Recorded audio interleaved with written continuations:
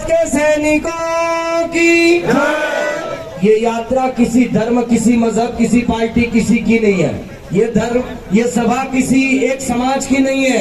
ये यात्रा मेरे देश के उन 3 रंगों की है जिसमें तिरंगा है और जो मेरे देश की शान, बान और आन है। इसके लिए मर मिटने का हम सब जज्बा रखते हैं। और जो वर्तमान में ऑपरेशन सिंदूर हुआ है, आप और हम सब जानते हैं, जिस क्षेत्र में लोग सिंदूर को मना करते हैं उस क्षेत्र में तिरंगा यात्रा और सिंदूर के ऑपरेशन की यात्रा कैसे निकलनी चाहिए। ये ऑपरेशन सिंदूर का एक जश्न है जो हम सब मिलकर मना रहे हैं। इस देश की धरती पर अगर तिरंगा आबाद रहा, इन 3 रंगों की शान, बान और आन अगर आबाद रही, तब तो हर एक धर्म, हर एक मजहब आबाद रहेगा।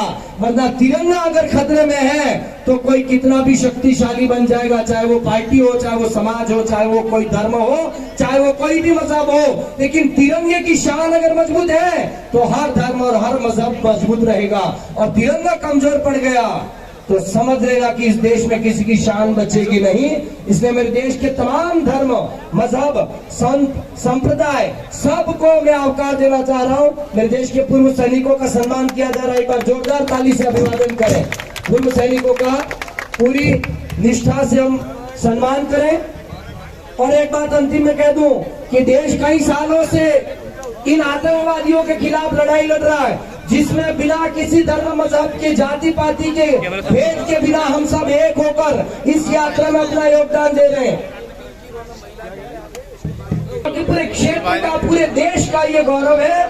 मैंने कल भी कहा था कि अगर सिंदूर सलामत है इस देश की नारी का, और ऑपरेशन सिंदूर को सलामत रखने के लिए हम सब अगर जज्बा रख रहे हैं, तो आज देश के उस यशस्वी प्रधानमंत्री को हम सब सलाम करते हैं कि आपकी और सेना की इस मजबूत कार्यवाही से आज हमको सबको एक मजबूत इरादे से आज ये जश्न मिला है। मैं एक शेर कहकर मेरी बात पूरी करूं।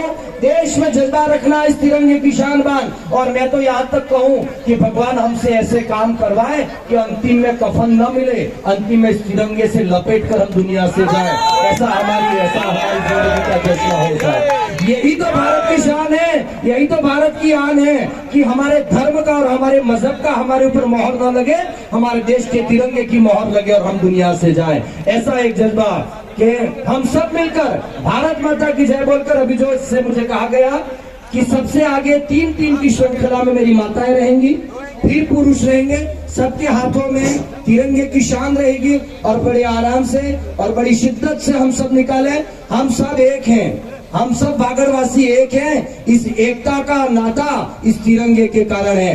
जो कहेगा हिंदुस्तानी है वही अमर रहेगा, इस देश का नागरिक होगा। बोलो भारत माता की, भारत के सैनिकों की राम। आदरणीय कमलेश भाई